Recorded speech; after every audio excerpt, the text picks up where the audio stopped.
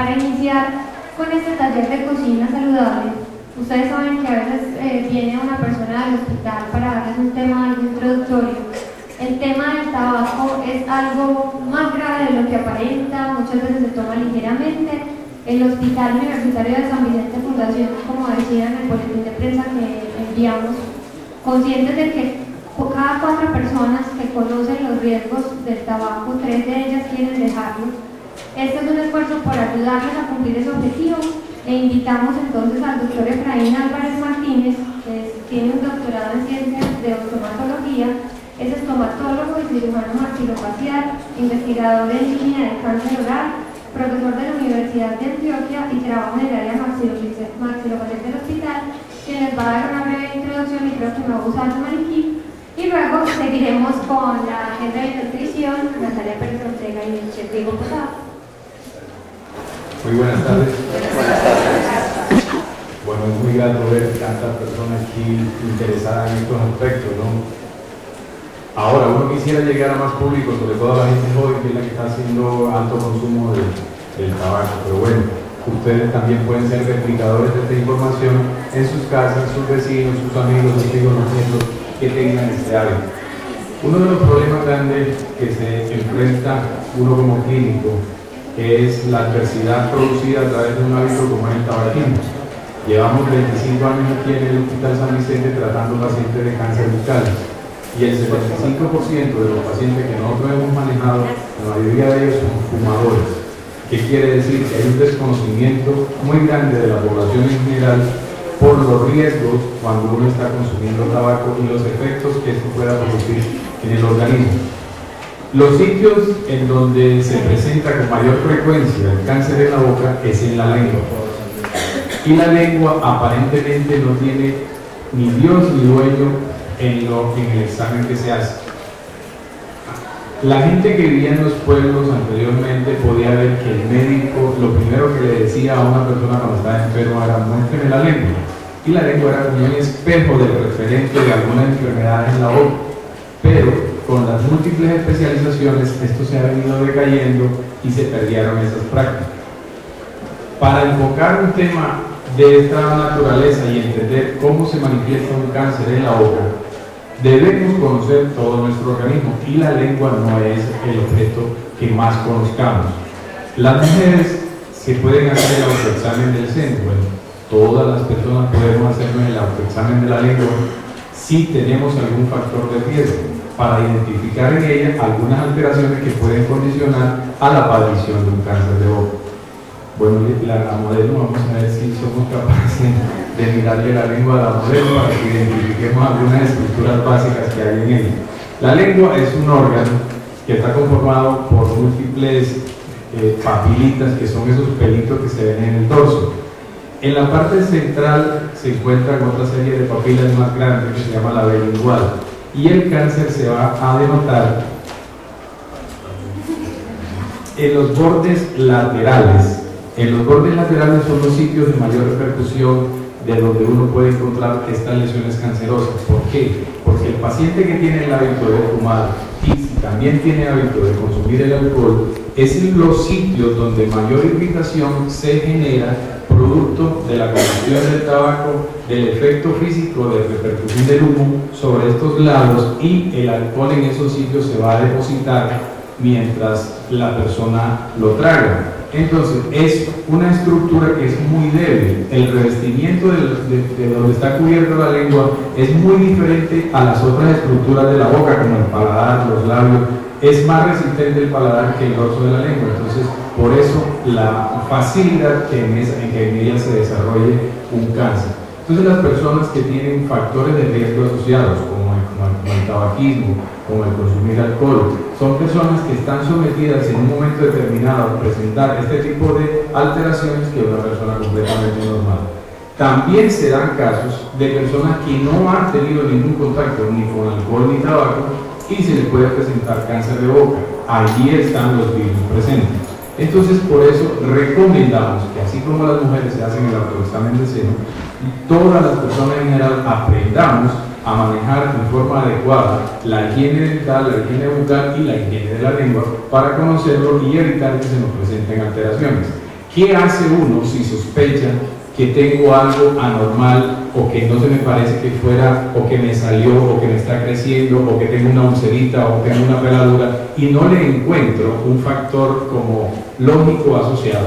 Pues consulto primeramente con el odontólogo o con los especialistas en el área de la medicina bucal, que es el estomatólogo o el cirujano maxilofacial.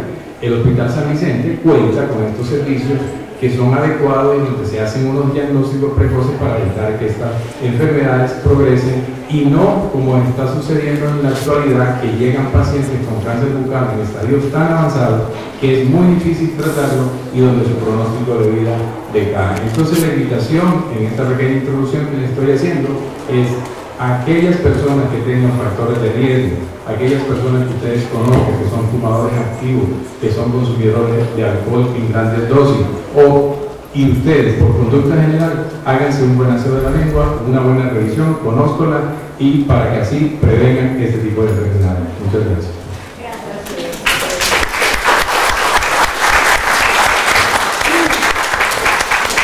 Continuamos ahora con el taller regular que siempre hemos venido manejando. Nuestra nutricionista, la jefe de nutrición y dietética del Hospital, Natalia Pérez Ortega, les da una introducción al tema y luego seguimos con la receta con el chef Diego Posada. Bienvenida.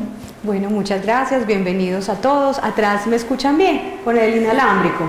Bueno, qué rico entonces tenerlos de nuevo en nuestro taller de cocina saludable, y hoy pues haciendo la conmemoración que realmente el día clásico del no consumo de tabaco es el día de mañana, pero quisimos pues unirnos a esta celebración con este taller de cocina saludable. Muy seguramente cuando muchos leyeron el artículo de prensa o incluso el mail que les llegó, se preguntaban, pero es que existen alimentos que me ayuden a dejar de fumar.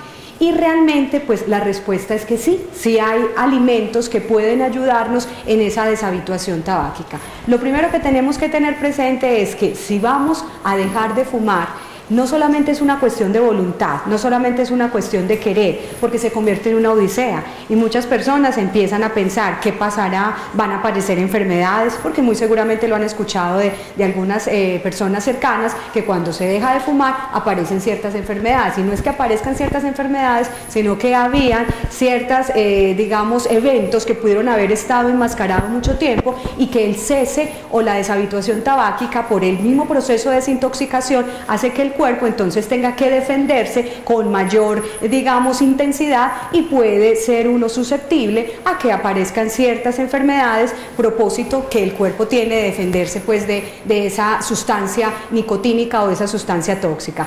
Entonces realmente lo primero que uno piensa es, si voy a dejar de fumar, ¿qué puede pasar?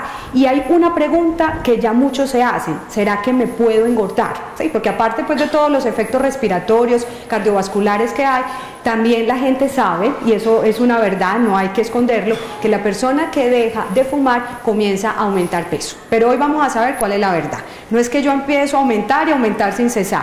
Yo comienzo a aumentar peso. En el primer año se estima que una persona puede aumentar perfectamente hasta unos 3, máximo 5 kilos. Pero después de ese primer año de deshabituación, no significa que voy a ir en proceso de aumento, no. Si yo me pongo en manos de una persona que me asesore, que en este caso es una nutricionista dietista, para que me ayude a manejar esa ansiedad, porque si bien también lo han leído, lo han escuchado, la nicotina puede ser mucho más adictiva que cualquier otra sustancia psicoactiva. Entonces eso hace que esos niveles de nicotina que van saliendo del cuerpo, que van saliendo paulatinamente, pues realmente enfrentan al paciente a una situación de abstinencia, y esa abstinencia hace que uno cambie, como dice mucha gente, un vicio por el otro. Hay todo un efecto psicológico que se concentra en la boca. Entonces yo dejo de fumar, yo dejo de sostener un cigarro por sostener una cuchara, o quizás sostener un alimento y masticar, porque finalmente es allá donde todos los exfumadores dicen que es complicado no tener algo en la boca, no tener, digamos, algo que hacer con esas manos, ¿cierto? Entonces finalmente pues es el alimento el que se ve de alguna manera llamado a la mesa del paciente cuando está en esa situación de abstinencia. Entonces, ¿puedo aumentar peso? Sí. Hay también un efecto, y es que la nicotina acelera la tasa metabólica basal. ¿Qué significa eso? Significa que cuando estamos fumando, esa nicotina hace que yo gaste calorías un poco más rápido, pero un poco es un poco, 6%, no más. O sea, pues que tampoco significa pues que yo a punta de cigarrillo voy a adelgazar, sino que de alguna manera me mantiene un poco más activo, hay más termogénesis, es decir, gasto, quemo calorías más rápidamente, y hay otro efecto que es el efecto anorexígeno. ¿Qué quiere decir? Que yo empiezo a disminuir las ganas de comer, sencillamente porque la misma nicotina hace que yo saque los depósitos de azúcar que puedo tener en el organismo, y eso se lleva a la sangre y me sostiene la glicemia, me sostiene esos niveles de azúcar, entonces no me da hambre, ¿sí? Entonces, si ya yo estoy dejando el cigarrillo, claro, va a venir ese efecto de que ya voy a querer comer porque ya no tengo esa sustancia que me inhibe. Además, recupero el olfato y el gusto, y son de los primeros sentidos que inmediatamente dicen que incluso ya al día siguiente ya yo puedo estar recuperando el olfato y puedo estar disfrutando de los aromas propios de los alimentos, y puedo estar disfrutando de esos sabores deliciosos que se había privado el cuerpo de poder admirar cuando se tenía el consumo de cigarrillo. Entonces, lógico, me va a gustar mucho más la comida, y por ello eso hace que yo pueda alimentarme con más frecuencia. Pero entonces allí es donde aparece además que yo debo aprender a moderar esa ansiedad. Nosotros tenemos 3 fases para comer. Hay una fase cerebral, hay una fase acá gástrica, digámoslo así, y hay una fase absortiva, donde ya los nutrientes pues son aprovechados por el cuerpo. ¿Con cuál fase vamos a trabajar? Con esta. Realmente uno debe comer es con la cabeza, no con el estómago. De ahí que sea importante entonces que todo paciente que empieza esa deshabituación tabáquica, entonces comience a hacer no le llamemos dieta, un plan de alimentación adecuado. Cuando hablamos de plan de alimentación adecuado, entonces vamos a tener en cuenta horarios. Si hablamos de horarios, entonces vamos a evitar pasar grandes periodos de tiempo en un ayuno, porque entonces entre más tiempo me demore para comer la siguiente comida, cuando ya voy a llegar a comer, ¿qué voy a hacer? Voy a comer con tanta hambre que no me voy a fijar ni siquiera en lo que voy a comer, no voy a disfrutar, ¿sí? El hecho también de tener esos ayunos tan prolongados hace que de alguna manera mi cuerpo también lentifique la forma como quema calorías. ¿Por qué? Porque cada 3 horas el cuerpo reinicia unos ciclos en los cuales se consume más caloría, y el solo efecto de digerir los alimentos hace que yo queme calorías. Pero si yo no estoy haciendo digestión, ¿qué calorías voy a gastar si realmente estoy en un ayuno? ¿Sí? Segundo, voy a tener presente que el poder está en la masticación. ¿Qué significa la masticación? Que el que come despacio no se engorda. Eso es una regla de oro. El cerebro tarda 20 minutos para quedar lleno. Entonces eso quiere decir que si yo estoy saboreando, disfrutando, haciendo pausas, descargando la cuchara, ¿sí? O descargando el cubierto, y ojalá volvamos al hábito de la cuchara. Tratemos de comer lo mínimo de la mano. Hoy por las carreras ustedes se dan cuenta que la comida rápida, pues ¿de dónde se come? De la mano, por eso se llama comida rápida, ¿cierto? Mal llamada chatarra, porque en realidad sería comida rápida, es porque rápido se come. Entonces volvamos de nuevo a la cuchara, al tenedor, a tener que forzar al cuerpo a hacer una pausa, a hacer mayor salivación, para que de esta manera aprovechemos mejor los nutrientes, tengamos una mejor digestión, así evitamos también parte de ese colon irritable, evitamos también procesos de indigestión o procesos de acidez estomacal, de distensión, y lo más importante, controlemos el peso. ¿Qué más tengo que tener en cuenta cuando estoy haciendo esa deshabituación? Hay alimentos que por su sabor hacen que yo rechace más la nicotina, y pues si estoy en el proceso de deshabituación, de la noche a la mañana no voy a dejar de fumar. Es un proceso que se va dando paulatino. ¿Cuáles son esos alimentos? Las frutas o las hortalizas, frutas, verduras, hortalizas o legumbres, generalmente son aquellos sabores, esos sabores de estos alimentos son los que hacen que yo rechace o disminuya el consumo nicotínico. No se van bien, no se la llevan bien con ese gusto o ese sabor que deja la nicotina. Los lácteos desnatados o descremados tampoco se llevan bien con la nicotina. Entonces por eso cuando yo empiezo a dejar de fumar, y ahí es donde tenemos que aprender a querer todos los alimentos, si yo no era consumidor de lácteos bajos en grasa, o si yo no era consumidor de frutas y verduras, pues tengo que empezar a incrementar el uso de estos alimentos. ¿Qué más me ayudaría? Además, carnes blancas, porque en cambio la carne roja La carne roja sí favorece el consumo de cigarrillo, es decir, ese sabor que se potencializa con la nicotina, con ese sabor de la carne roja hace que, y ha demostrado en estudios de la Universidad de Carolina del Norte, han hecho estudios precisamente pues con personas exfumadoras, y definitivamente la carne roja potencializa el efecto del sabor de la nicotina, entonces eso hace que pueda consumir más cigarrillo o que me frene al momento de querer dejar de fumar. ¿Qué más hace que yo quiera fumar? Y por eso lo tengo que tener a un lado, el chocolate. Aunque el chocolate es un alimento delicioso, es estimulante, hemos dicho que es cardioprotector, y en verdad es cardioprotector, cuando yo estoy tratando de dejar de fumar, voy a decirle ojalá no al chocolate, o por lo menos si voy a utilizar chocolate, que sea un chocolate amargo, no un chocolate azucarado, que además un chocolate azucarado se convierte en un postre, entonces en realidad ya no sería una grasa como tal simplemente, sino un postre. Otro alimento también, estaríamos hablando de sustancias estimulantes como por ejemplo el café, y eso pues todo el mundo entonces lo asociaría. Cada vez que un fumador fuma, ¿qué hace también? Toma tinto, toma café. Entonces generalmente si yo estoy en esa deshabituación, las sustancias oscuras como el café, como el mismo té muy oscuro, bebidas colas, ahí está la Coca-Cola, la Pepsi-Cola, pues debo también tratar de marginarlas o aislarlas para ayudarme en esa deshabituación. El licor también potencializa ese mismo gusto por el cigarrillo. Entonces, inclusive, sobre todo se habla de la cerveza, ¿sí? Aunque todos los licores lógicamente tienen sus efectos negativos, pero hacen mucha asociación con la cerveza. Cuando yo entonces quiero dejar de fumar, cerveza a un lado, ¿sí? Chocolate a un lado, y diríamos también pues que todas estas otras sustancias oscuras, la carne roja la dejaríamos a un lado, y sustancias picantes o estimulantes como por ejemplo el chile, el picante, o sea la pimienta, la mostaza, el curry, serían como de aquellas sustancias que también tendríamos que tener marginadas para ganarle la partida a esa deshabituación. Entonces, alimentos potentes en ese proceso: frutas y verduras. ¿De qué color? De color verde. También hablaríamos de naranja y de rojo, porque allí tenemos antioxidantes, y esos antioxidantes que son por ejemplo el betacaroteno, el licopeno, son aquellos precisamente sustancias que nos ayudan a deshacernos de todas esas radicales libres o sustancias nocivas que han dejado el cigarrillo, que ha dejado la nicotina, y por supuesto otras más de 8.000 sustancias tóxicas que tiene el cigarrillo. El agua, la nicotina es soluble en agua.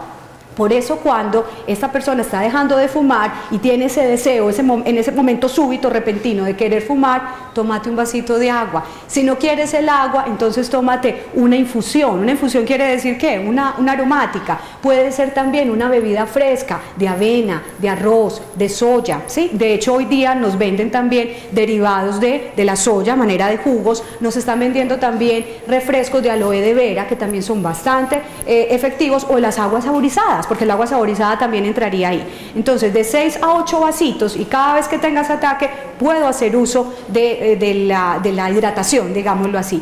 También es importante tener presente que además de todos estos alimentos, la vitamina C que se encuentra en frutas ácidas, o sea, frutas como la naranja, como la mandarina, de igual manera las uvas, las fresas, la cereza, la guayaba, el kiwi, ayudarían también notablemente digamos como a volver robusto ese sistema de defensa para hacerle frente a todas las infecciones subsecuentes que vienen, sobre todo las infecciones de tipo respiratorio. Entonces, ¿esto qué quiere decir? Hay una recomendación que habla de que idealmente en un paciente que está en esa deshabituación tabáquica haya una suplementación. Se puede hacer a través de un suplemento oral, y existen en el mercado suplementos de vitamina C. Nos hablan de 2 gramos, o sea 2.000 miligramos al día.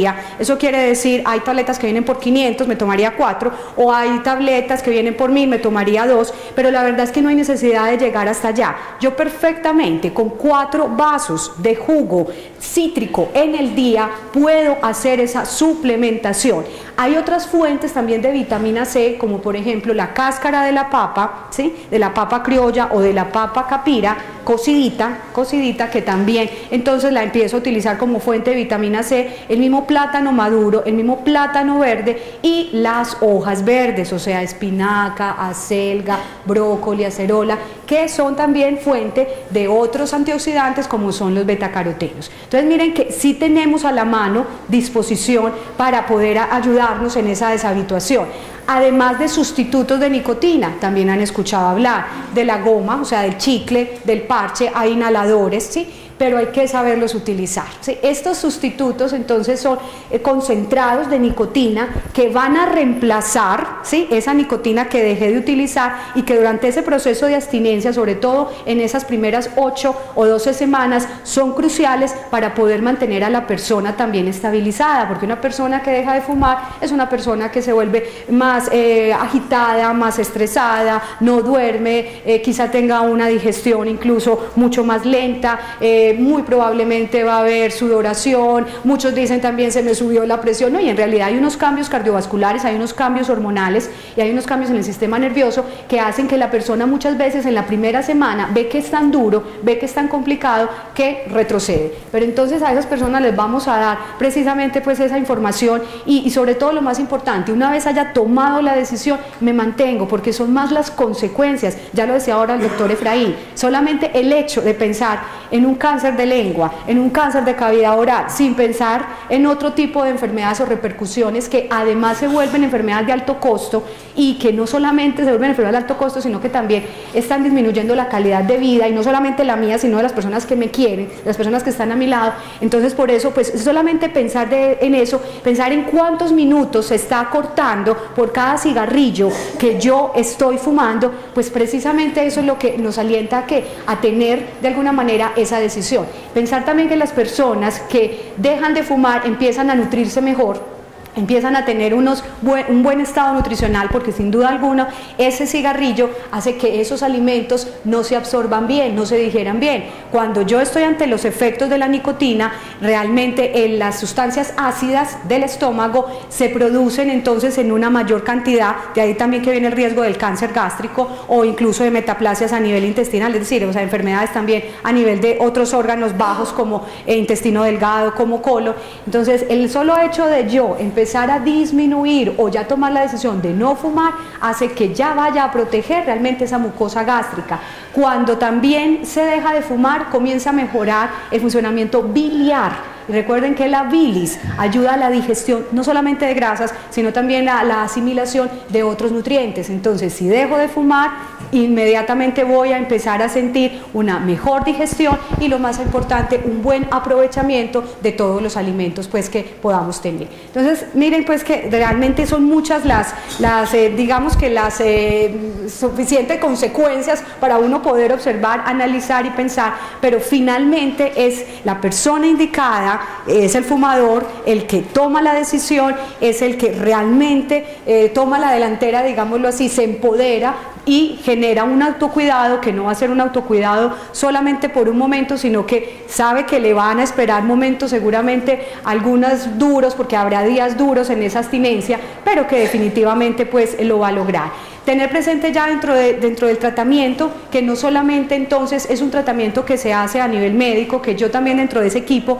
necesitamos de una persona como un psicólogo, que necesitamos de igual manera también del higienista oral, porque es el que también nos va a ayudar a poder identificar o primero también a saber hacer un buen aseo bucal, porque realmente a veces pensamos que sabemos hacer un buen aseo bucal, que sabemos mirarnos la lengua, los carrillos, las encías, pero en realidad cuando observamos que empiezan a aparecer signos y síntomas, a veces puede ser un poco tarde. Entonces por eso es tan importante, tan interesante que conozcamos muy bien esa boca, no solamente la boca, sino pues lógicamente también nuestro cuerpo. Entonces dentro de ese equipo de profesionales, entonces no olvidemos también la higienista oral, no olvidemos que está también la nutricionista, está el toxicólogo y se me olvidaba, la actividad física también es fundamental. Si yo no hago actividad física en ese proceso de abstinencia, voy a tener muy seguramente problemas. ¿Por qué? Porque cuando yo estoy ante el poder de esa cafeína, de la nicotina y bueno, de la mezcla con la cafeína, por supuesto, voy a tener entonces una cantidad de sustancias estresoras en el cuerpo, ¿sí? Que hacen pues que realmente no duerma bien, no me relajo, no me tranquilizo, pero al comenzar a hacer una rutina de actividad física y si estoy en este proceso de deshabituación, voy a obtener más endorfinas que me van a ayudar a liberarme de toda esa pesadez y de todo ese estrés metabólico que ha generado la nicotina. Entonces también es importante que pensemos en eso y es en esa actividad física. Y por otra parte, porque también esa capacidad pulmonar hay que recuperarla y saben ustedes muy bien que una persona fumadora pues tiene una menor capacidad respecto a esa respuesta respiratoria, entonces es importante que esa persona comience también en un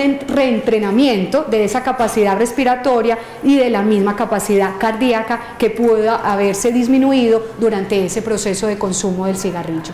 Entonces, pues realmente muchas razones para poder comenzar a tomar esa iniciativa y dejar de fumar. Vamos hoy con el chef Diego entonces a preparar unas deliciosas paltas. La palta es el aguacate. Lo que pasa es que en Perú, ¿cierto, Diego? En Perú se le llama así, se le llama palta. En realidad ese es su nombre internacional. Entonces, el aguacate, ¿por qué traemos hoy aguacate con verduras? Porque el aguacate también es una fuente de ácido fólico, de vitamina C, de betacarotenos, ¿sí? Y esos betacarotenos, como lo decíamos ahora, entonces nos ayudan en esa protección cardiovascular. Omega 3 que ayuda para que esas paredes arteriales también estén mucho más sanas.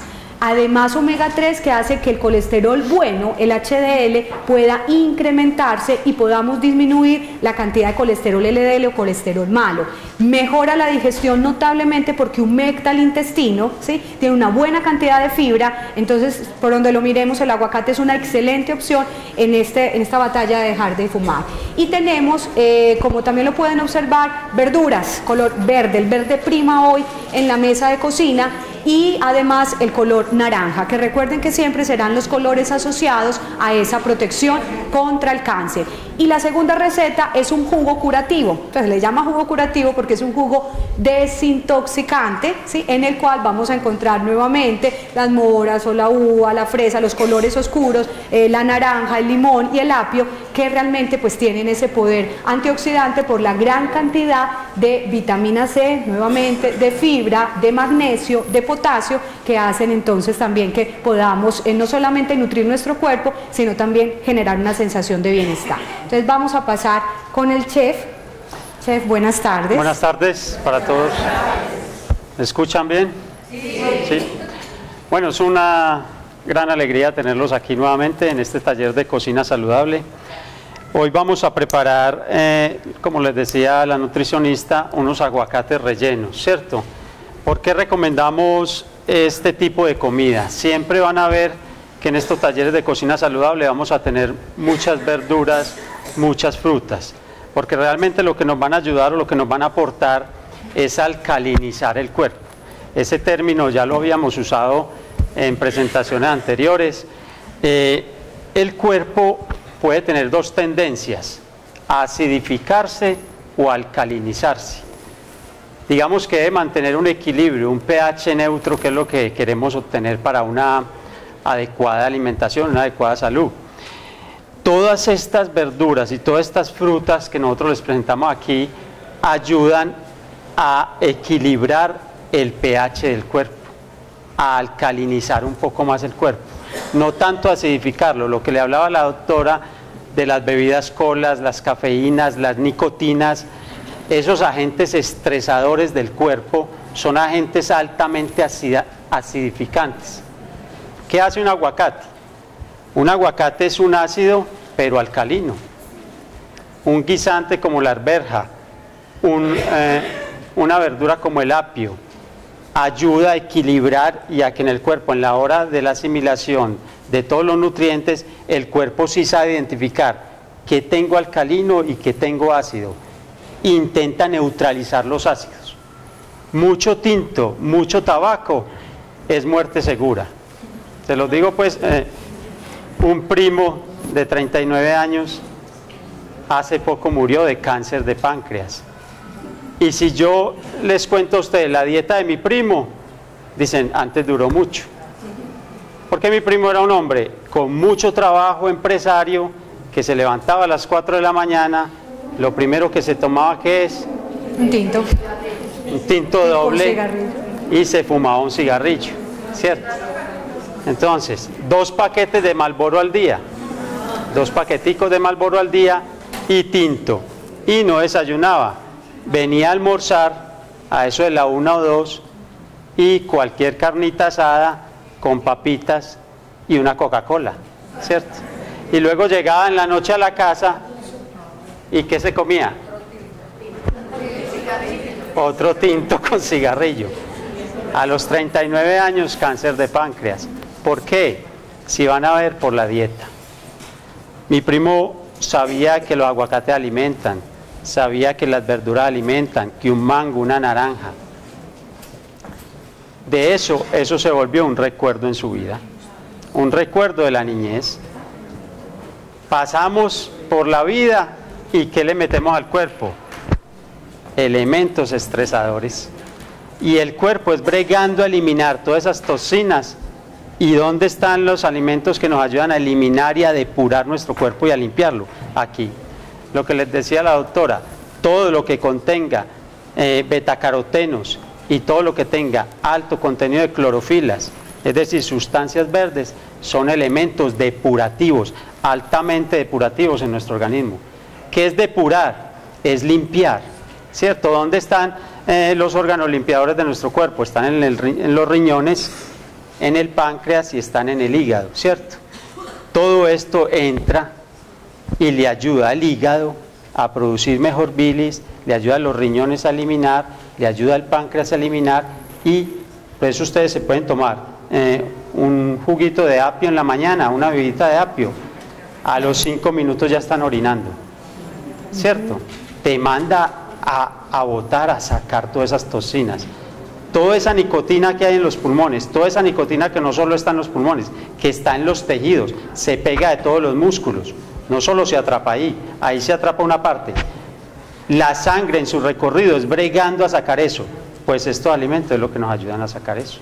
¿Listo? Entonces la invitación es muy simple, es mantengan más de esto en la casa, habitúense a comerlos y acostumbres a sus hijos. Los hijos, por experiencia, que tengo 3 hijos, los hijos comen lo que lo ven comer a uno, ¿cierto? Entonces sí, lo más fácil que es papas, arroz y carne, cuando hay carne, ¿cierto? Huevito, papas y arroz, y ahí no pasamos. Y una ensaladita por allá, de vez en cuando, como si fuera algo de gran valor, y es lo más barato que hay, hacer una ensalada. Bueno, tenemos nuestro mise en place. El mise en place es un término que significa todo en su lugar, todo en su sitio, es un término francés.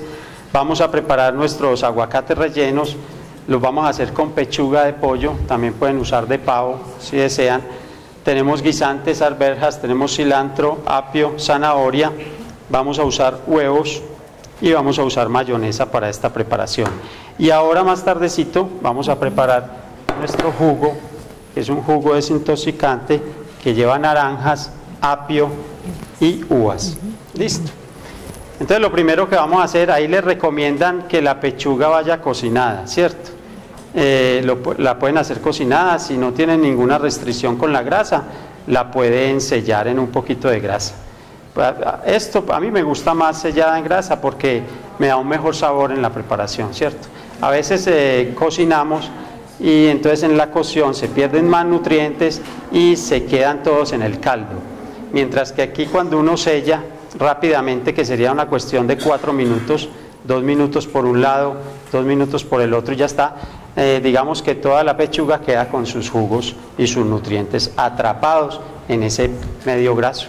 Vamos a usar un aceite de canola, pero si alguien tiene restricción con la grasa, pues entonces lo hace cocinado. ¿Listo? Básicamente hoy hemos hablado en una clase anterior de que para que nos rinda más el aceite vamos a dejar calentar un poquito el perol, ¿cierto? Si ustedes ven, si yo lo he hecho, por ejemplo, el aceite ya mismo él me va a pedir más aceite para engrasar toda la paila y luego me va a sobrar mucho aceite. Entonces, y es un aceite que vaya a estar quemado, que no nos va a servir mucho. Entonces lo mejor es, para que nos pida menos aceite y nos rinda más, esperar que la paila se caliente un poquito. Listo. Aquí les traigo otra cosa que no habíamos usado en clases anteriores, pero que lo vamos a usar ahora, es el código de colores. ¿Por qué es importante manejar un código de colores? Pues esto no es tanto en las casas, pero sí les sirve como manera de información. A ver, en cocina solemos tener tablas de varios colores para trabajar, ¿cierto? Un alimento crudo o una proteína cruda, una carne, un pollo, un pescado, lo vamos a trabajar en tabla roja. Eso a todos los cocineros, a todos los auxiliares de cocina les va a dar una información, y es, esta tabla tiene proteínas crudas, ¿cierto? Y se va a trabajar con un cuchillo también de color rojo, la cacha, ¿cierto? Eso es una información que no hay que estarle diciendo al cocinero, mire, usted está trabajando en una tabla blanca. ¿Por qué está haciendo eso en una tabla blanca? Si la tabla blanca es para alimentos cocidos, ¿cierto? Entonces, si lo vemos aquí con una pechuga cruda, trabajando en esta tabla, y luego ya está la pechuga y toca porcionarla, y él no ha lavado bien esa tabla, puede haber una contaminación cruzada por salmonela, ¿cierto? O por E. coli. Entonces, ese alimento ya va contaminado. Entonces, mire la importancia. Uno en la casa trabaja siempre con la misma tablita, ¿cierto? Y el mismo cuchillo. Y el mismo cuchillo. Sí. Pues a veces no les da como después de comer como un dolorcito de estómago. ¿Qué sería lo que me cayó mal? Pues el cuerpo se defiende y ya está acostumbrado a que le echemos todos esos, digamos, todas esas contaminaciones. Pero si hay una gran carga